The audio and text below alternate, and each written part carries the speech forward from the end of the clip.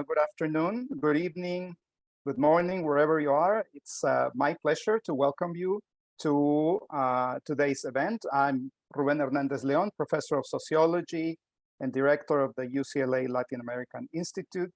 And this presentation today is part of our Migrant Children Negotiating Educational System series. Today we have the pleasure to welcome Dr. Maxi Gluckman, who will be presenting Education on the Move, Informal Learnings of Honduran Child Migrants in Transit.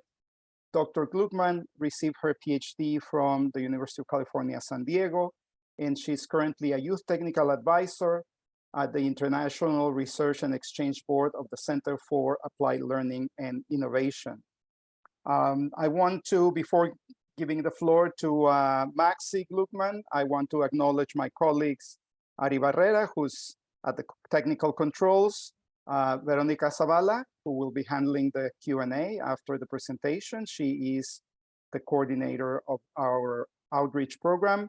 And also welcome Jessica Miguel, who is going to be supporting Maxi, who has been not feeling very well, but we hope that she feels better. And we're sure that she'll be very much energized by today's presentation. Thank you, Jessica, for being here as well.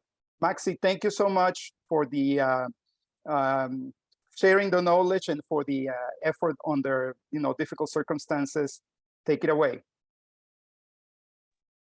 Thank you very much, Dr. Hernandez Leon, and to all of the team for helping prepare this space.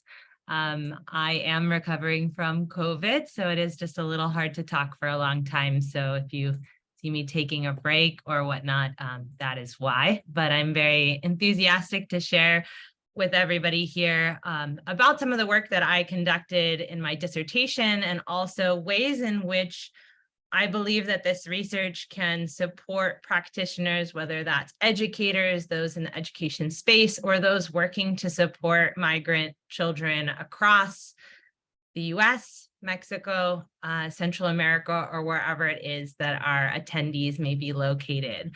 I'll start by just giving you a little bit of a context into myself, and then we'll dive in, and we'll be engaging you throughout this. So please be ready to answer some questions in the chat, and also have some activities to further engage with as we go through the presentation today. So we'll be talking specifically about valuing and building upon the knowledge and skills that Central American students have acquired during their migratory journeys, and what this means for their current and future educational experiences.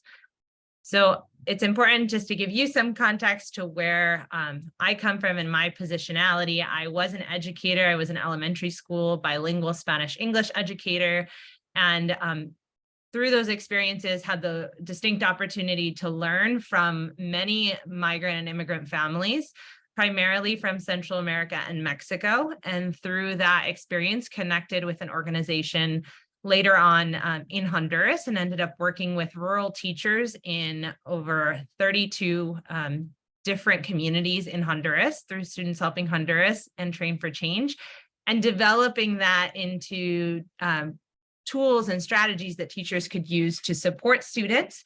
And from that emerged this interest to focus on research, because what many of the teachers were talking about was what happens to students once they leave our schools in Honduras, and what is it that we can do to better support them before they leave, when they return, and those experiences. And in my doctoral career at UCSD, I really looked at the focus of this in-transit piece.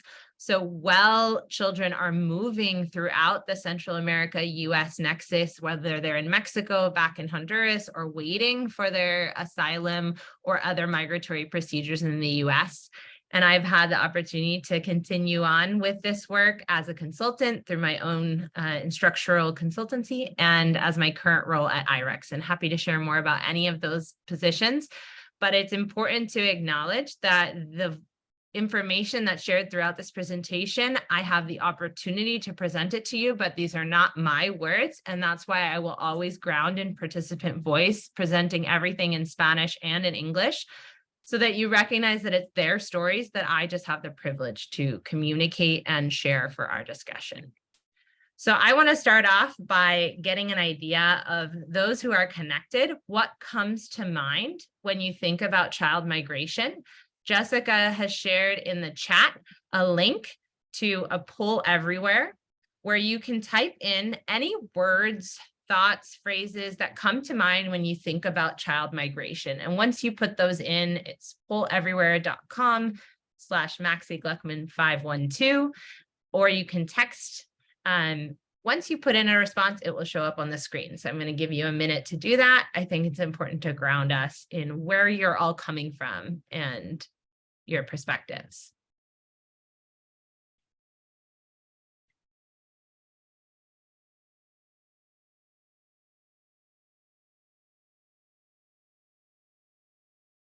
Resiliency. Wonderful. Involuntary. Thank you for those who are adding your perspectives. As we're having people join and the participants, we're going in and just brainstorming what comes to mind when we think about child migration so that I can understand where you're all coming from and your perspectives. Dislocation, adults, families. If you can't access the poll everywhere, you can also put them in the chat and Jessica will add them. Identity, violence, courageous, poverty, really powerful reflections, limited. And if you present more than one word, if you don't put a dash, it will separate it. So if you don't see yours put together, that's why. Trauma. Education. Interested to pull on that a little bit more. Fear. And at any point, Jessica, please feel free to interrupt me if there's something that comes up in the chat that you think I should be aware of. Limited formal education, parents, hope. Let's give us about 10 more seconds to add your perspective. And please take a moment to look at what your colleagues and friends have shared. It's quite a variety of different perspectives. Okay, so education and fear are the pieces that come up the most, as that they show up as larger, meaning that multiple people had mentioned them. And I'm curious to understand, obviously, who here is on this call to really get a perspective of what angle from education you're coming from. So please feel free to introduce yourself in the chat and maybe share what connection you have to education or migration, or what interest you have. And we'll kind of take a look at those later on. I'm going to move on to share with you, this is what your perspectives were when we thought about child migration. And we conducted a very similar conversation in Honduras back in 2018. And this was when there were larger rates of children who were leaving Honduras for either unaccompanied or with their families on migratory journeys, and growing numbers that were identified close or at the border to the US. And so when I was working in Honduras, this was coming up very naturally. It was a topic of conversation every day. And so we held a World Cafe, which is an open dialogue where individuals can share their perspectives through drawing words, and then kind of move around at different tables and reflect on other people's perspectives. And the question that we posed to them was, what comes to mind when you think about child migration? The exact same thing that I just asked for you. And for those of you who speak Spanish, you can read some of these perspectives, but I'll just highlight a few of them. And if there's any that stand out to you, please write it in the chat. What stands out to you about these perspectives? Of course, we have a big Donald Trump here, and the words, who does he think he is? We have the train.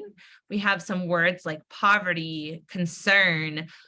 This one that's upside down, I'll share with you. It says, we are having schools without children that are present, without children, without future. And there's a bunch of empty question marks where the children should be. And there was a lot of questions, a lot of curiosities in relation to what other options and what happens to these children after they leave the country or when they return. And so this is really what sparked a lot of my curiosity to work on understanding this in transit period in Mexico. As I had worked in Honduras and I had worked in the US, what was really happening as children move throughout these spaces. So that's just a little bit of context as to how this all started. And what I'm going to walk you through today is an introduction to a couple of different parts of this study: funds of knowledge, politicized funds of knowledge, which I'll describe, and the methods that were used, and then some conclusions and thoughts for how you might apply this in different contexts. And please feel free to add any questions in the chat that either we can answer at the end of the presentation. The main point I wanted to make with this great amount of numbers is that there are growing numbers of Central American families in transit and children in transit within Mexico. And the data up to the point of when I conducted my research in 2021 showed that these numbers were increasing, obviously with a slight decrease related to the pandemic and different types of closures at the border. These are the numbers of family units. But then we also look at, to cross-reference, the number of children, the growing number of children that were returned from Mexico. And particularly, I want to draw attention to the 0 to 11-year-olds, growing numbers of younger children that were found engaging in this journey. And many of those, including those of the 12 to 17-year-old range, that are of schooling age. And at one point, they either will be or already are enrolled in school. And so you may receive these children in your classroom, and they may have experiences in transit that range for great lengths of periods of time. It could be a matter of weeks or months or years. And that's the case of the families that I had the opportunity to work with. So let's talk a little bit about them. My research grounds on many different premises, but one of the main things that I would like for you to walk away with from this conversation is that by understanding children's migratory experiences, you must include the narrative of the child's perspective. How did they live these experiences? Because without that, the understanding is incomplete. There is research that has identified that often children are seen as extras, or in some cases as baggage that is used alongside a migratory journey. But in the case of Zuniga and Roman Gonzalez and many other of my colleague scholars, we have sought to pull out more this personal stories of children and the ways in which they demonstrate agency throughout their migratory journeys. And they make sense of those journeys in very different ways. So what you'll see here on the right is just one image from a conversation that I had with Isabel, and all of these names are pseudonyms to protect the families and the children who participated and engaged with this work. She, at the time, was 6 years old, and we did a Venn diagram to talk about the differences between Honduras and Mexico. And as you may see in the middle, it focuses a lot on food. There's a lot of similar foods, hamburgers, chicken, rice. But some of the differences she noted was in relation to the flag, the colors of the flag, the size of the country. And so she was making sense of these differences in a very unique way that we may not have understood had we just assumed and that she was just going along with the journey that her parents were taking her on. And so we're going to dive a little bit more into this as we go on. Jessica, can you walk us through the research context?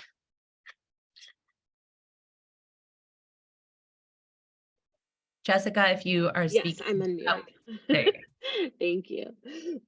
So the research context. So this research actually occurred in Nuevo León, Mexico. And so all families were in Monterrey specifically, one in a shelter and most of them living in apartments. But associated with the shelter, which is how Max was able to gain their contact information and permission to, or access to them.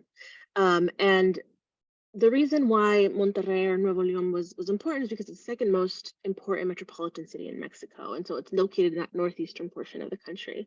And all 9 families chose to settle in Monterrey, at least temporarily, as opposed to other Mexican border cities like Reynoso or Nuevo Laredo because of safety concerns and because of the economic opportunities present in Monterrey.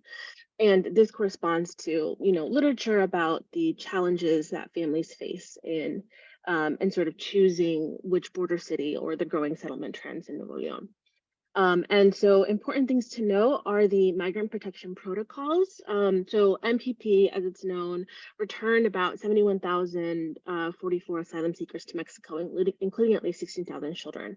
And so so they were able to waive their immigration proceedings. And this was during December of 2018, or the height of it was during December 2018 during Trump's administration MPP protocol policy. Hondurans were the most prevalent population within these numbers, totaling about 32% of all MPP enrollment. And these prolonged periods in Mexico exposed Honduran asylum seekers to elevated context of vulnerabilities, dangers, and also discrimination. And important to note that MPP was recently restarted by the Biden administration as well. And then it was rescinded, and then it actually was reinstated under a different MPP 2.0. And there are many more families that are still undergoing these processes where they have to wait in Mexico. Thank you, Jessica. If you can just read us through these research questions as well, take more of a breather. So our research questions, the first, how do Honduran children learn and develop as they undergo diverse migratory trajectories within Mexico? And then how are these experiences shaped by prolonged periods in transit at the US-Mexico border and during COVID-19? And how do the participatory methods help generate child-led insights on migratory and educational experiences? And the image that you see on your right is actually by Rose, age 8, and it helps to sort of depict these prolonged periods of transit. So you can see a little bit, she's discussing, or she visually depicts this bus, how they headed to Guatemala, Tapachula, Ciudad de Mexico, and Monterrey. And so all of this sort of like non-linear travel that has to undergo in this prolonged period of time. And 2 key definitions to know when Maxie mentions transit, she's talking about ongoing, uncertain, and a time when they are most exposed, or migrants are most exposed. And then in education, we're talking about both informal and formal experiences. Thank you, Jessica. So to cover all of that in a shortened period of time, we're just going to go over a high level. There will be more information, and afterwards we'll be able to share a handout with additional things. So if you missed something, or there's something you're more interested in, please feel free to drop that in the chat. Just as an overview highlight on methods, I used participatory social justice research design because the intention was to highlight as much as possible and to foreground children's experiences and present opportunities for them to share it in authentic ways. I worked with 1,700 children from 9 families. The ages ranged from 5 years old to 15 years old. And we went through 3 to 5 months of art clubs where we met weekly over WhatsApp and Zoom. The intention originally was to do this in person. Unfortunately, COVID did not allow that, but doing it at a distance actually opened up really unique opportunities to learn about children's experiences at a very heightened period and prolonged period of time, because during COVID, these MPP journeys extended for quite a long time, and you'll see some of those timelines on another slide. I used a toolkit of qualitative participatory storytelling methods, which I'm happy to expand on later, but those include a variety of things that you might see in a typical educational day: drawing, photography, music, dance, video, storytelling. And it was really important to have a variety of methods. And just a note on some of the ethical considerations is that various forms of expression allow children to opt in or out of their participation. They were able to say, no, I don't want to engage in that way, or I don't feel like talking about it this time. And so we would modify very much based on how the children were feeling that day, how many were present on the session, because siblings conducted together, and then some of the families were actually friends and they preferred to do it together. So there was about 3 to 10 sessions per child, some of those together, and between 20 minutes and an hour and a half if they were incredibly engaged and excited that day. So parents also engage with data collection. That's really important to protect vulnerable populations, and to also consider the ways in which you work through ongoing assent and check-ins to make sure that everything that you're engaging in with research met participants' needs and schedules. And I reviewed all of my methods with psychologists and well-being experts as we're talking about some very challenging circumstances, yet some incredibly resilient and really intelligent children. So I'm going to walk you through these family profiles very high level. I'll introduce you to 5, and then I'll talk through the other 4 a little bit later. But we have the Luna family, which is with the 2 kids, Kevin and Santiago. They spent 31 months in transit. We have the other Luna family. They got to choose their names. So, and then that was Isabel, and she's 6. And then we have the Gutierrez family with Leila, who is 14, La Peña family with Leonel, who is 12, and Adriana, who is 6, from the Portrillo family. And as you can see, there was a minimum of 11 months in transit and a maximum of 31 months. And so it's a long period of time, which may include 1 to 2 academic years where the children may or may not be enrolled in school.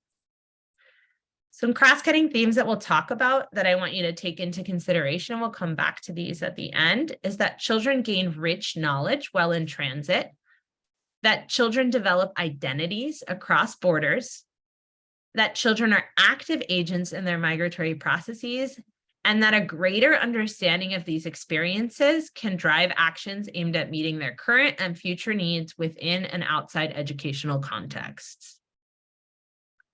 So the first study focused on what funds of knowledge Honduran children develop while they're in transit within Mexico. And you can see some of the data sources on the left, but I will not go over those.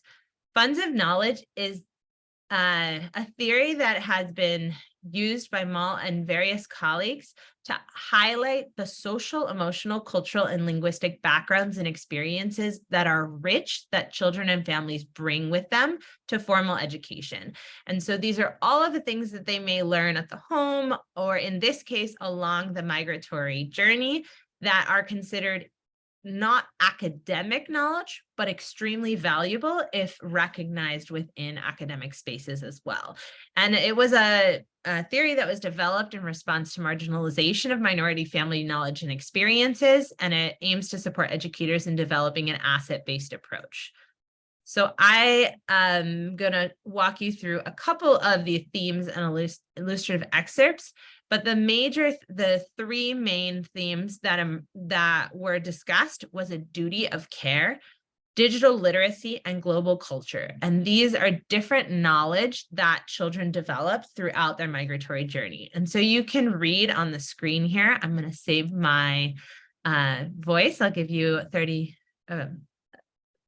15 seconds to read either in English or in Spanish, and then I'll discuss.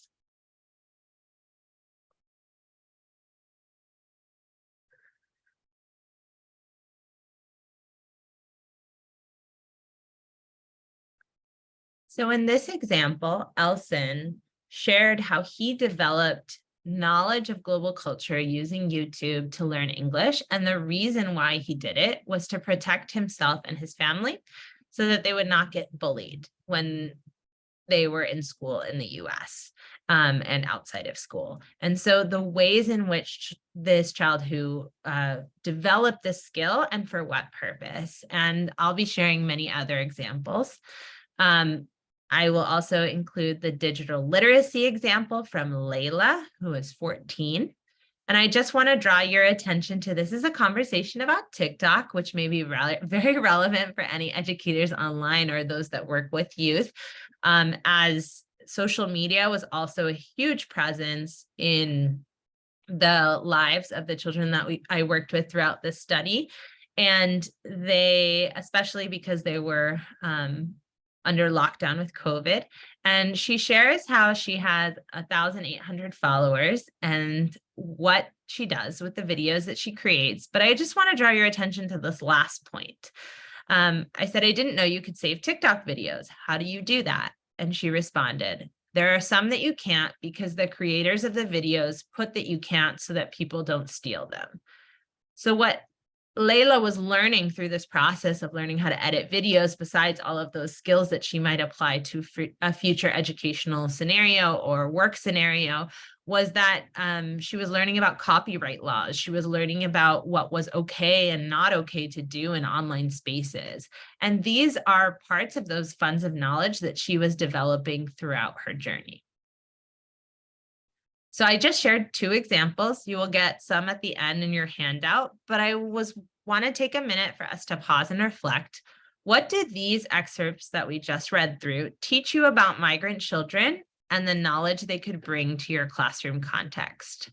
And maybe Jessica, you can read some of the reflections if you want to do 1 or 2 words or a larger reflection, and I will give you a minute.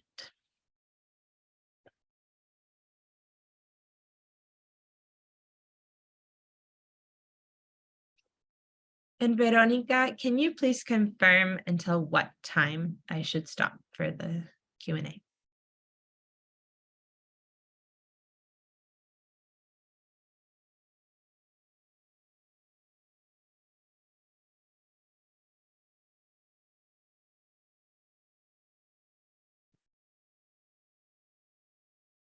Okay. While everybody is reflecting on that, I know it might be a big question. I see 1 response has been added. Jessica, can you share it with us? Yes, so Dennis here wrote, I was surprised of the access to internet that children have.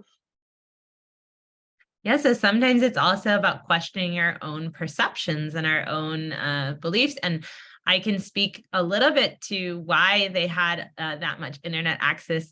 They were enrolled, the 2 mothers in this case of Alison and Layla, spoke a lot about how they worked really hard while they were in Mexico waiting for their asylum processes to ensure that they could pay for internet so that their children could enroll in online schooling. Because at the same time during COVID, they weren't able to enroll in in-person schooling. And if they didn't have access to internet, they would have missed the entire period of schooling.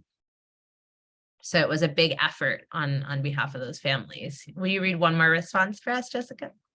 Yes, so someone else put in the chat, these teach me that children are constantly and continuously absorbing information and interpreting in their own way. Amazing reflection. Please keep adding those. Okay, let's talk a little bit about politicized funds of knowledge. And Veronica, if at any point you would like to confirm for me at what point I should stop, I will happily attend to that. So the question we were looking at was not only thinking about funds of knowledge more broadly, but also looking at the ways in which these funds of knowledge are politicized. And when we talk about political funds of knowledge, we're talking about these real world experiences, knowledge, and skills that are often positioned as taboo or unsafe to incorporate into classroom learning. And we'll go through a couple of those ideas, but you think about things that you just might not talk about. You might not talk about immigration in the classroom. You might not talk about these legal processes. And what does that do to children who are experiencing active or have experienced these migratory processes? Educators' acknowledgement and or exclusion of children's knowledge can shape their schooling experiences and their well-being. And so I'm going to just quickly share the 4 other families because they deserve to be recognized, and these are all drawings that they made. These are the 4 families that I focused on related to politicized funds of knowledge. And the reason why is because they had multiple siblings who had different understandings based on age, based on experiences. And it was really interesting to hear the ways in which they talked to each other and taught each other about these political understandings. or these taboo or other understandings. And so we have the Rodriguez family, which had 3 siblings who spent 26 months in transit. This is the only family that was not enrolled in school for the entire time they were in transit, because the mother tried to enroll the kids in school and had multiple failed attempts. And so as you consider this family, think about all of the ways in which their informal learning may contribute to the formal learning. And I'll share a little bit of an update on the families later, but they are now enrolled in school. But they spent almost 3 years in total out of school. Then we have the Montaño family, who had twins and then an older brother. We have the Castellanos family with Lalisa and Jenny, and there are 3 siblings in here because the other sibling is still in Honduras, and we spoke a lot about their sister and brought her into a lot of conversations. And then we have the Gomez family, which is 3 siblings. So a couple of themes and excerpts here. The politics of border crossing through fraught interactions with immigration officials, prolonged periods of transit, and evolving understandings of legality.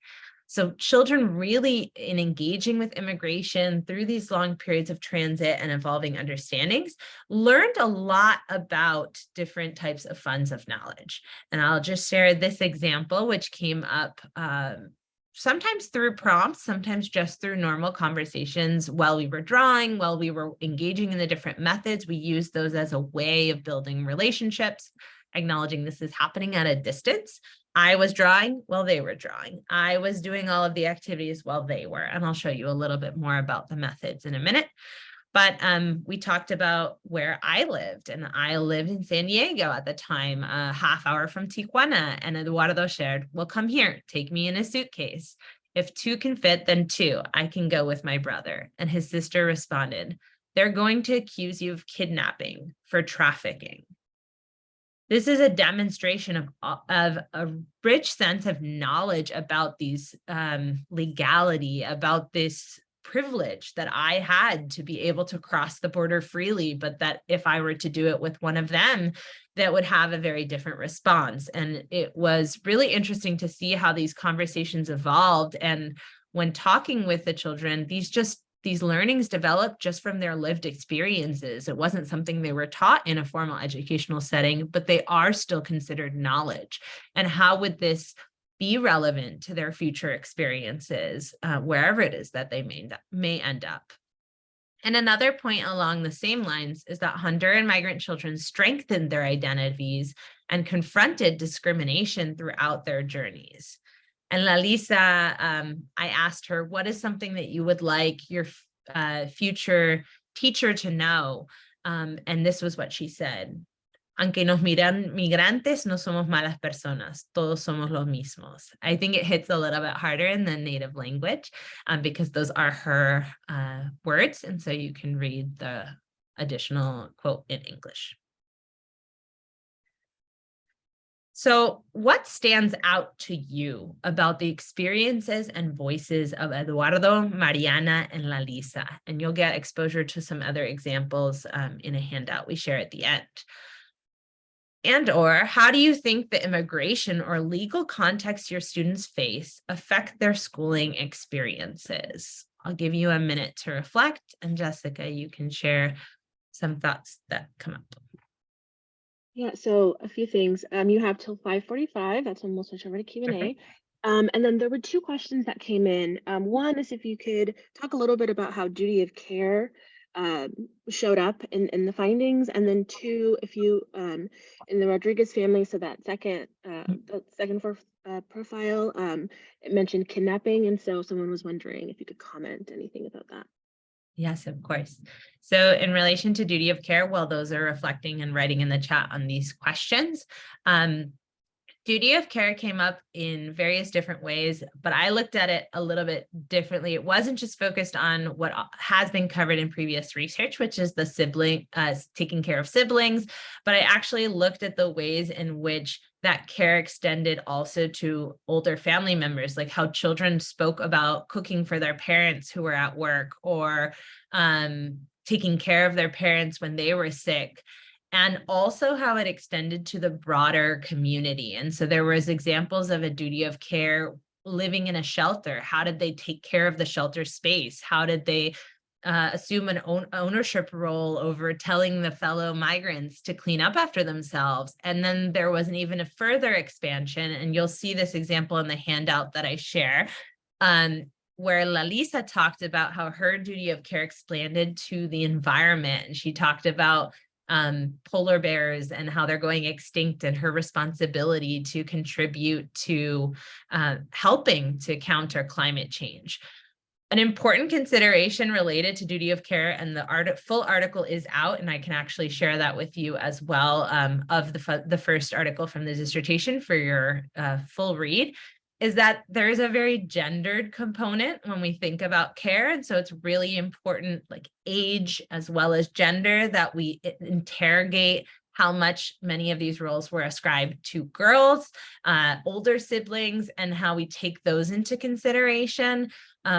But it is important to understand the ways in which children chose and also were placed in roles of care throughout their journey. And then the second question related to kidnapping, actually many of the families that I worked with had some experience at one point or another of being kidnapped, primarily at the US border while they were going for their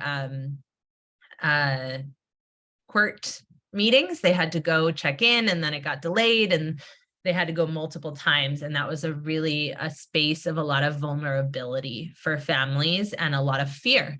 And many of them did experience kidnapping. But the one that you are specifically referring to, they left Honduras because they were kidnapped, and they went into protective services. And they did not trust that they would be safe afterwards, because they ended up going through a process where they identified people, and then they felt unsafe. So they left the country because of that. And then can you read anything that came in the chat, or maybe one or two? Yeah, of course. So, one comment referring to the first question, what stands out, was it stands out how much the children feel as if they're doing something almost, or something bad, almost guilt for being migrants. And then for the second question, how do you think some immigration or legal concepts affect your students? So one participant thought, I think it can make the students somewhat more eager to receive an education because of the circumstances they come from and all they've endured. And it can also make students feel a bit overwhelmed because they want to succeed so bad and have so much to carry for their families. And then a final one that just came in. I wonder if this influences their school experiences in a way that feels that teachers and school staff are monitoring them, or that they feel teachers and school staff are monitoring them, and if children would have a hard time trusting teachers. Really powerful reflections. And I think the intention is for you to take this, and then with the handout, continue to iterate on those thoughts and think about ways in which you can best show up for these children and families that you currently serve or may serve in the future. But I do want to really pinpoint, children experienced incredibly traumatic experiences, but they also developed rich funds of knowledge. And there is a lot of literature and focus on those traumatic experiences, rightfully so. These children need supports to be able to make sense of their experiences and be successful. However, also, we want to acknowledge the really powerful and empowering ways in which they took charge of their journeys and made sense of them, and developed really rich learning, and how that can help them in their future educational context. So I just want to highlight that. So please keep adding those reflections, and we'll open them up in the Q&A. And then finally, I want to talk to you a little bit about the methods. The methods was really something I spent a lot of time thinking about piloting. I went to migrant shelters 3 times prior to this, and was going to spend 9 months in the field before COVID happened. But I got to work with some of these families in person, which really helped to understand that the methods are the vehicle for opening up space for conversation. They aren't, and I do not view them as the sole data itself. It's the way in which children describe anything that they create, So they were asked if they made a drawing, can you describe it to me? And it's their language that became the data points, not what I was interpreting from anything that they created. So I just want to clarify that. But we're going to talk a little bit about how participatory methods support the co-construction of knowledge with children while in transit. And participatory storytelling methods are a set of diverse methods that really look at acknowledging children as co-creators and provide diverse avenues for them to share their thoughts. It reduces barriers to participation in research and helps to disrupt these power relationships between researchers and participants, which was especially critical given my own positionality, to make sure I was putting as much of that ownership and power back into the hands of those whose stories we were looking to highlight. And it also allows for asking children about what can be a very traumatic experience without asking directly. Therefore, they can choose what they share. And it doesn't always show up in the ways that we think it might. They don't always talk about the traumatic experiences. In fact, often they do not. They talk about the really beautiful views that they saw while they were riding on top of this fast-moving train called La Bestia, as opposed to all of the stories that one may have heard about La Bestia, which are not beautiful. And so I think it's important to understand that children make sense of things in different ways. So I'll give you a few examples. We talk about methods and the ways in which they help. How can we shift this power dynamic? And whether you're an educator or anybody else, a researcher or anyone who may be thinking about working with migrant children, thinking about how to be flexible to help shift that power dynamic. And so through a conversation, I heard that Lalisa and Jenny said, I like that you like to invent games. Can I play sisters with you? And they said, yes. And they said, first, we need to make a house. So on the right here, this is my apartment at the time. I built a fort, and on the other side of the camera, they built a fort, and we went inside the fort and we played house. We played sisters, and they walked me through these scenarios. And we had this play or dramatization game where I got to learn, and through that I learned about their sister who was still in Honduras and the ways in which they cared for her at a distance and maintained communication. I learned about what they wanted to do in their future, what they wanted to be when they grew up, and how that might look when they envisioned themselves in the US. And so through these experiences and this flexibility, you can pick up on opportunities to really learn a lot of rich information about children. And then the second was that I actually looked at different ways in which you could build upon the advantages of being online to incorporate novel methods and forms of expression. So as well as the research was not intended to be facilitated online, we adapted. And because of that, we could create videos, screenshots, emojis. There was lots of different opportunities that emerged. And one of the opportunities, which I found to be the most powerful, one of the most powerful things, was that nearing the end of the data collection, I asked children to act as the teacher, and they could teach me anything they wanted. And since I could not record the children for privacy purposes, what I did was I recorded myself. And in this short clip, you will see me acting a fool, but I am copying what Adriana, who's 6 years old, is doing on the other side of the screen. We were having a conversation. I saw a tambourine. She told me she liked music. She was part of a dance group at her church, and I asked her if she could teach me some, or she decided she wanted to teach me some, and so this is the result of that.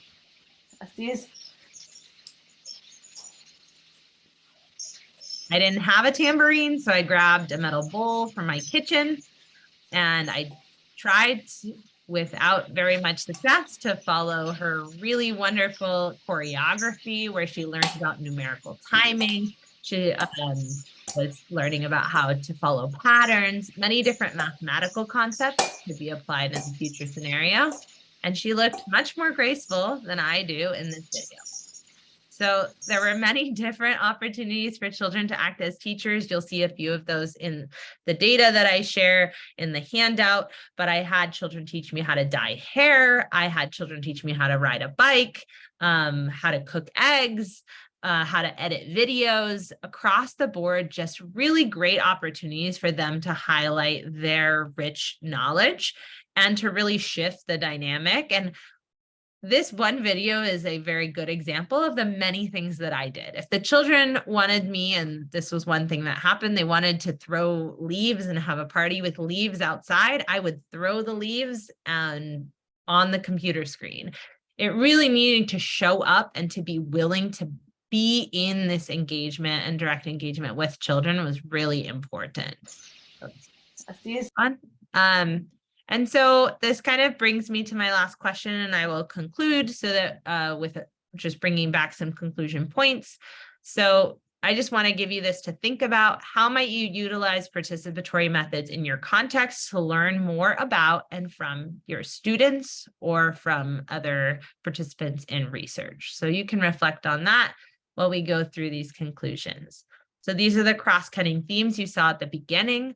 What I really want you to walk away with, if nothing else, is that children gain rich knowledge while in transit. They develop identities across borders, and they are active agents in their migratory processes. And by understanding these experiences, it can drive actions to meet their current and future needs within and outside of educational contexts. So Jessica, can you walk us through these final conclusions? Because I'm out of breath. Yes, you can hear it in your voice. Okay, so conclusion. So practitioners can invite children's informal experiences into formal academic spaces to ensure curriculum and pedagogical practices are responsive to these students' unique needs. Integrating participatory storytelling methods into educational environments may be one way to do so, and then supporting their sense of belonging, their well-being, their health, and their academic success. And integrating participatory storytelling methods into educational, That's twice. It's repeated, yes. There's twice. So, We'll call that a COVID brain. Educators and system leaders must actively counter biases and attend to these students' social and emotional needs. So creating welcoming and safe spaces for children to share their politicized funds of knowledge can result in additional support and an increase in their sense of safety and inclusion in schools. And again, it's there twice. It's so important. It's there twice. So these are your conclusions and takeaways. If you would like to reflect while we open it up for questions on any words that express how you feel, anything that you learned, or anything you would like to learn more about, and I pass it back to our wonderful Q&A facilitator, Veronica. Muchísimas gracias a todos. Thank you. Thank you so much, Maxi, for such a wonderful presentation and for sharing all your work that you've been doing. And gracias to Jessica Miguel for also participating in this. Thank you so much for sharing your time, your knowledge. And so we do have a few questions in the Q&A, but this is the time where I welcome everyone on the crowd to pose your questions. You can also post them in Spanish, in English, whichever language you feel more comfortable. And in addition to that, we will also be sharing a questionnaire for you to evaluate your experience in this series. While those questions are coming in, I'm just going to share that we have an optional additional handout if you would like to. I don't know why it's not. Oh, here we go. I don't know why it stopped sharing when I go to this other screen. 1 second. Which includes a lot more data for you to kind of dig through on your own. Some funds of knowledge dialogues, some politicized funds of knowledge, and kind of I posted these questions for reflection and activity. What are some questions you might develop to ask your students or children you work with about funds of knowledge? And of course, to think about methods as well. So please take this, I guess we'll be sharing it in the chat, and engage with it thoughtfully with your peers, with fellow researchers, with your families. But I just do ask that you keep it for those purposes, these are participants' voice with pseudonyms. So just please do not reproduce, as that is very important. And this will be a part of future research. So thank you. Awesome. Thank you so much for sharing that handout of all the work that you put into this material. We appreciate it. And so let's go with some of these comments that we have. And I see that, well, thank you so much for Jessica for sharing the previous comments. And we do have a comment from Dr. Silvia Rodriguez Vega, which will be participating later in this series. And she's asking about, that she's curious about how you came in touch with these families and children initially. Of course. So the first contact was actually in person with some of them through relationships built with shelters. So oftentimes you say you're going to start research and you need to work backwards 2+ years to figure out what relationships you need to build in the field. So through the wonderful support of Dr. Zuniga, as well as Dr. Betsabe Roman Gonzalez, who helped. I traveled to Sonora and Monterrey originally to build relationships with shelters. From the context of the pandemic, ended up focusing exclusively on Monterrey. But through those shelters and those relationships, met some families, and then it went as a snowball to connect with other families they knew or other families that the shelter was willing to connect me with. So I didn't know all of them in person, but was able to meet many of them. And there is another comment from Dr. Zuniga related to continuing in contact with them, so I'll respond to that. I conducted a follow-up research study with 6 of the families in the US and followed them during their first year enrolling in school. So went and actually helped with the enrolling process with some of the families, working alongside and collecting data on what that was like, as every family mentioned in this study is in the US at this point, still going through their migratory processes to determine whether they will be granted asylum, but have been able to follow up with many of them and follow their journeys and to look at the ways in which educators have and have not, and I will highlight most of them have not acknowledged these experiences that they have had while in transit for, in many cases, 2+ years. Thank you. And we do have a comment question by Denise Lopez.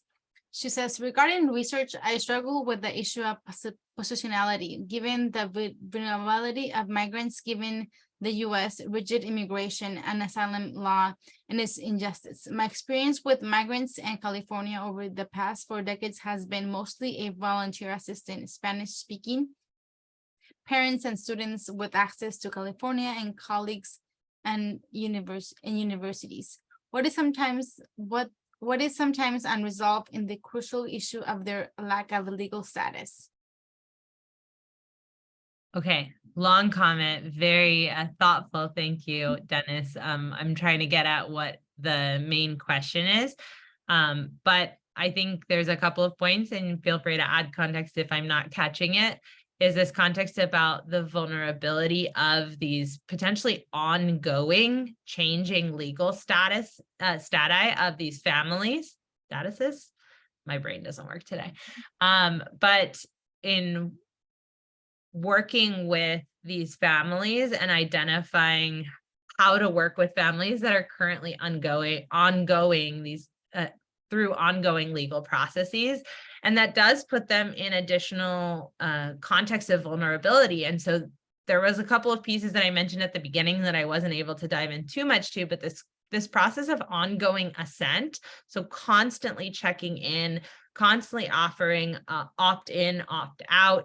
There's also this sense in relationship building when working, especially with children, but also with families of, do I sense that they're getting quiet? Do I see in these video interactions that they don't want to go further into something? And I really was very intentional and reviewed all of my questions many times with psychologists from the field to ensure that I wasn't actually asking specifically about these traumatic experiences. So with children, the conversation's focused primarily on their learnings, but they would bring things up. They would bring things about kidnapping up. And so in that context, you have to make a decision. You don't want to shut the conversation down, but you want to make sure that you're not re-traumatizing or exposing them to additional conversations.